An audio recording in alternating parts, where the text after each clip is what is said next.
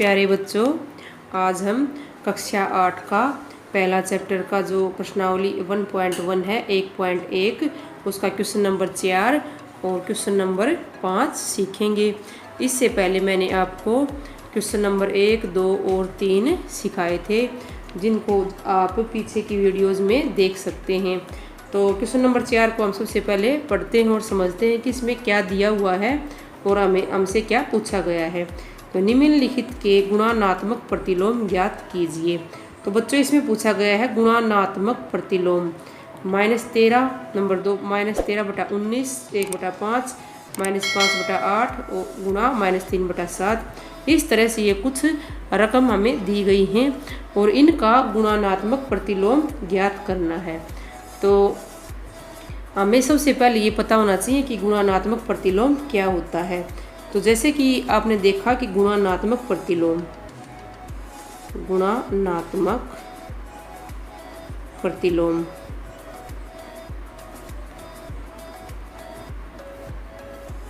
इसके अंदर दो शब्द हैं। गुणानात्मक का अर्थ है गुणा करना, गुणा करने से जो प्राप्त होता है, गुणा करने से या गुणा करना। और प्रतिलोम यानी कि विपरीत या उल्टा से हम ले सकते हैं, विलोम शब्द होते हैं, उस तरह से ही कुछ अर्थ प्रतिलोम का होता है। तो इसमें क्या गुणा करना है, किससे गुणा करनी है, ये हमें सीखना है। और क्या गुणा करने से क्या आएगा। जैसे हमें कोई संख्या दी हुई है, जैसे यहाँ पर ये -13 दिया हुआ है, हम इसी को ले लेते हैं -13। तो इसको गुणा करने से क्या आना चाहिए, 1 आना चाहिए, उत्तर 1 आना चाहिए। वो कौन सा शब्द, कौन सा अंक यहाँ पर हो जिसको हम इससे गुणा करें तब उत्तर 1 आए। तो हम अगर इसके नीचे अंश बटे हर के रूप में ये नहीं है तो इसके नीचे 1 मान लेते हैं। और इसका मैं बिल्कुल ही आपको आसान तरीका बताती हूँ कि हम उस संख्या को कैसे प्राप्त करेंगे, 1 कैसे आएगा। तो ये बटा है, इसको हम बटा मान लेते हैं।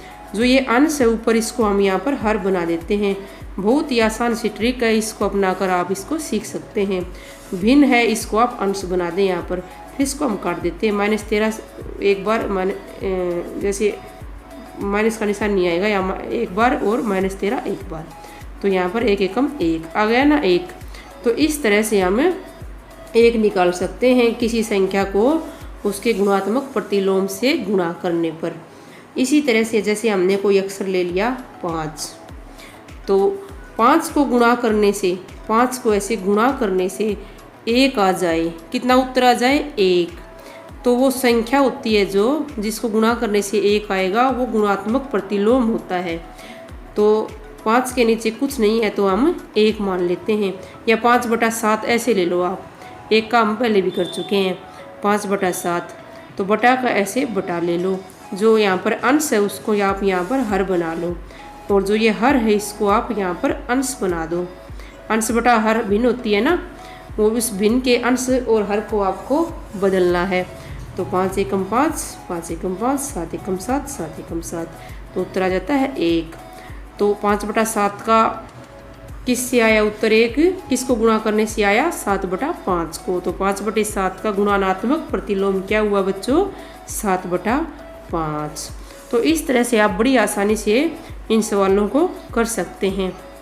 अब हम जो प्रश्न में हमें रकम दी हुई हैं उनको हम बारी बारी से सोल्व करेंगे। जैसे पहले पार्ट में हमें दिया हुआ है -13, तो -13 इसके नीचे कुछ नहीं है, तो यानी कि 1 मान लेते हैं। और फिर क्या करेंगे, गुणात्मक प्रतिलोम लाने के लिए यहाँ गुणा का निशान लगाएंगे, और ये बटा का यहाँ पर बटा लिख देंगे। अगर नीचे कुछ नहीं है हर के रूप में तो 1 मान लिया, और 1 को ऊपर लिख देंगे, और नीचे -13, इसको काट देंगे एक बार, इसको एक बार, यहाँ से आ गया उत्तर 1। तो हमें उत्तर 1 ही तो लाना था, तो उत्तर 1 किससे आया, 1/-13 से। तो इसका गुणानात्मक प्रतिलोम क्या हो जाएगा, गुणानात्मक प्रतिलोम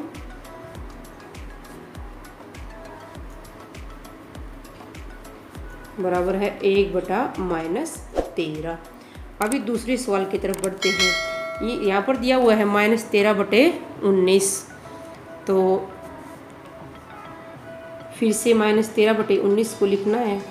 और कैसे पता चलेगा, मैंने आपको बताया कि अंश को आप हर में बदल दो, हर को आप अंश में बदल दो। जैसे यहाँ पर 19 है, इसको ऊपर ले जाएंगे, इसको यहाँ नीचे ले आएंगे, तो 19 को काट देंगे 19 से, -13 को -13 से एक बार, तो आ जाएगा उत्तर 1। तो किससे आया, किसको गुणा करने से, -13/19 को हमने किससे गुणा किया तब आया 1, 19/-13 से। तो गुणानात्मक प्रतिलोम कितना आया बच्चों, इसको शॉर्ट फॉर्म में लिख देती हूँ मैं, गुणानात्मक प्रतिलोम कितना आ गया, 19/-13। योज्य प्रतिलोम की तरह गुणानात्मक प्रतिलोम निकालना भी बच्चों बहुत ही आसान है। अगर आप मेरे साथ मेरी बातों को ध्यान से सुनोगे तो आपको ये तुरंत आ जाएगा। अभी 1/5 का निकालते हैं, उसी तरीके से 1/5 गुणा का निशान और बटा लगा लेते हैं। फिर अंश को हमें हर बनाना है, और जो हर दिया हुआ है ना भिन्न का 1/5, 5 को इधर लिखना है, 5 एकम 5 और 1 ये है ही, तो 1। तो 1 किससे प्राप्त हुआ, 5/1 को गुणा करने से हमें प्राप्त हुआ 1। तो इसका 1/5 का गुणानात्मक प्रतिलोम कितना है, यहाँ पर भी आप ऐसे -13 और -13/19 इस तरह से लिख सकते हो का गुणात्मक प्रतिलोम। 1/5 का गुणानात्मक प्रतिलोम क्या हुआ, 5। 1 नीचे लिखने की आवश्यकता नहीं है। अब ये देखते हैं हम, इसके अंदर हमें 2 संख्याएं दी हुई हैं, तो पहले इसको हम सोल्व करेंगे। तो पहले देखते हैं कि आपस में कटते हैं क्या, क्योंकि गुणा का निशान है, गुणा के निशान में हम आपस में इनको काट सकते हैं। ये नहीं कट रहे हैं आपस में, तो इनकी गुणा कर देते हैं। तो 5 तिये 15 बटे 8 सतु 56। इनकी गुणा कैसे करते हैं हम, अंश की अंश से, ऊपर वाले अक्षर को अंश बोलते हैं, नीचे वाले को हर बोलते हैं, भिन्न होती है। तो इसमें ऊपर वाले को ऊपर से गुणा कर दिया, नीचे वाले को नीचे वाली संख्या से, और माइनस गुणा माइनस प्लस हो जाता है। तो अब हम इसका गुणानात्मक प्रतिलोम निकालेंगे। कैसे निकालेंगे, गुणा का निशान, और क्या बताया था मैंने कि अंश को हर में बदल दो और हर को अंश में। तो इस तरह से 56/15 हो जाएगा। 56 को एकम 56, यहाँ 1 से कट जाएगा, 15 एकम 15 बराबर है 1। तो इस तरह से 15/56 को 1 कैसे प्राप्त हुआ, 56/15 से। तो इस संख्या का -5/8 गुणा -3/7 का गुणानात्मक प्रतिलोम है, क्या है, 56/15। तो इस तरह से आपको ये सभी आसानी से निकालने आ जाएंगे। अब पार्ट 5 की तरफ बढ़ते हैं। तो इसके अंदर भी गुणा का निशान है और 2 दिए हुए हैं, 2 अक्षर दिए हुए हैं इसमें, इसलिए पहले हम इसको ब्रैकेट को सोल्व करेंगे। तो ये -1 गुणा, ब्रैकेट खोलेंगे, -2/5। अब ऊपर वाले की ऊपर वाले से गुणा करेंगे, 1 दूनी 2, और माइनस गुणा माइनस, जब 2 माइनस हो जाती हैं बच्चों सम संख्या में, माइनस के जितने भी अक्षरों के साथ होती है गुणा में, तो प्लस बन जाता है, चाहे 2 बार हो, चाहे 4 बार हो, 6 बार हो, 8 बार हो। और विषम संख्या में गुणा, इसके घटा के निशान होते हैं ना, ऋणात्मक निशान, माइनस के निशान। तो जो भी हमारी गुणा या भाग जब हम करते हैं तो माइनस का निशान ही आता है। विषम संख्या में माइनस के निशान हो तो माइनस का निशान आता है। और सम संख्या में, जैसे कि अब ये 2 बार है, गुणा करते वक्त 1 2, 2 बार है, तो ये निशान प्लस का बन जाएगा, अभी ये माइनस नहीं रहेगा, /5। तो हमें 2/5 मिल चुका है। इसका हमें गुणात्मक प्रतिलोम निकालना है। कैसे निकालेंगे, गुणा का निशान बटा अंश को हर में बदलना है, हर को अंश में, 2 एकम 2, 2 एकम 2, 5 एकम 5, 5 एकम 5। तो आ गया ना 1। कैसे मिला 1, हमने क्या किया, हमने 2/5 को 5/2 से गुणा किया, तब हमें 1 मिला। तो हमें ये 2/5 नहीं लिखना है, यहाँ पर क्या लिखना है, इसकी तरह ये जो हमें रकम पूरी दी हुई थी ये लिखनी है, -1 गुणा -2/5 का गुणानात्मक प्रतिलोम है बराबर है, क्या आया है हमारा 5/2, 5/2। अभी हम देखते हैं पार्ट 6। अभी पूछा है -1 का, तो -1 के नीचे हम 1 मान लेते हैं। फिर वही है गुणा का निशान, बटा का निशान, फिर 1 को अंश को हर बना देते हैं और हर को अंश, ऐसे। ये प्लस का आएगा, इसके साथ निशान नहीं है तो ये प्लस का होता है, और ये माइनस का हमने इधर ले लिया। तो उसी तरीके से हम काट देंगे, एक में एक, फिर ये इससे कट जाएगा। यहाँ पर भी -1 आएगा, ऐसे आ जाएगा -1/1, या इसको लिख देंगे -1। तो अब -1 का गुणात्मक प्रतिलोम, 1 का गुणा, ये इसका कट के बच्चों ये प्लस का 1 हो जाएगा, सॉरी यहाँ पर इसको काट के आपको प्लस का 1 आ जाएगा। तो प्लस का 1 किससे आया, प्लस का 1 आया हमें -1 से। -1 का गुणात्मक प्रतिलोम है बराबर है -1। क्योंकि मैं आपको एक बार फिर से बता देती हूँ ये, क्योंकि जब हमने -1 को ऐसे -1 से गुणा करेंगे तभी प्लस का 1 हमें प्राप्त होगा। 1 एकम 1 और माइनस गुणा माइनस, मैंने बताया था सम संख्या में जब माइनस के निशान होते हैं, जैसे 2 बार है ना अब ये 1 2, तो प्लस का हो जाता है। और हमें प्लस का 1 ही चाहिए, हमें माइनस का 1 नहीं चाहिए गुणात्मक प्रतिलोम में। तो इसलिए यहाँ पर -1 का गुणात्मक प्रतिलोम -1 आ जाता है। आप इसको फिर से यहाँ से समझ सकते हैं, अच्छे से समझ में नहीं आया तो यहाँ पर। अब हम क्वेश्चन 5 की तरफ पढ़ते हैं। क्वेश्चन नंबर 5, निम्नलिखित में गुणन के अंतर्गत उपयोग किए गए गुण का नाम लिखिए। इसमें बच्चों गुणन का अर्थ होता है गुणा करना। तो गुणा करने में जो ये नीचे हमें पार्ट दिए गए हैं, सवाल दिए गए हैं, इनमें कौन सा गुणधर्म, कौन सा फार्मूला यूज़ हुआ है, कौन सी प्रॉपर्टी यूज हुई है, ये हमें बताना है। तो हम इसमें देखते हैं। तो -4/5 गुणा 1 बराबर है 1 गुणा -4/5 बराबर है -4/5। तो हमने देखा इसके अंदर जो मूल रकम है -4/5 है, इसमें -4/5 है, -4/5 है।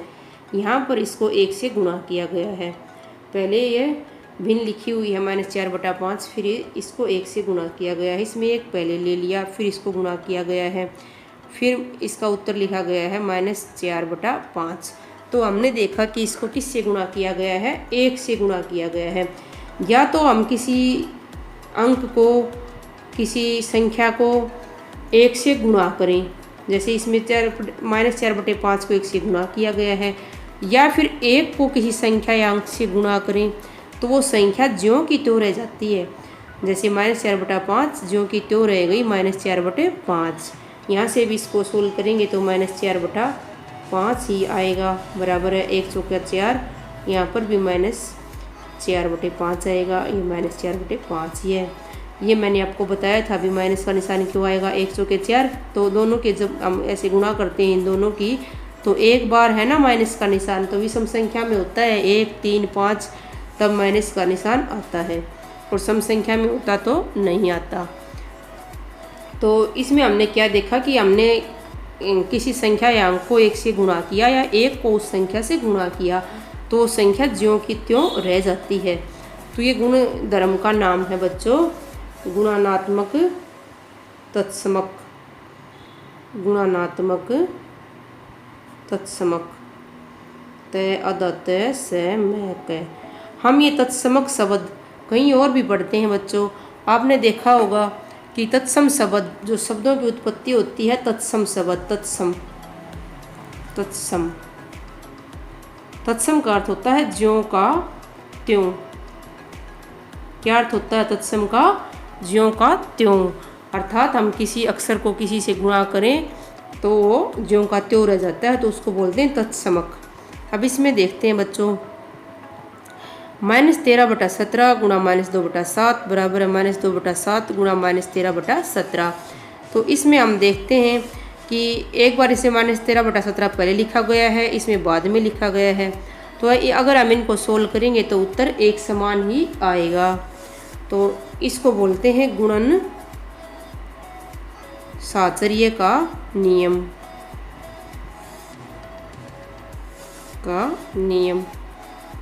इसमें सिर्फ गुण धर्म गुण का नाम लिखना है बच्चों। और अभी हम देखते हैं तीसरा पार्ट, -19/29 गुणा 29/-19 बराबर है 1। तो ये 1 किस में आता है? जब हम किसी दी हुई संख्या को और जब किसी दूसरी संख्या से गुणा करते हैं तब हमें 1 प्राप्त होता है। तो किस में प्राप्त होता है? अभी हमने सवाल किए थे ये गुणात्मक प्रतिलोम वाले। तो ये गुणन का गुणात्मक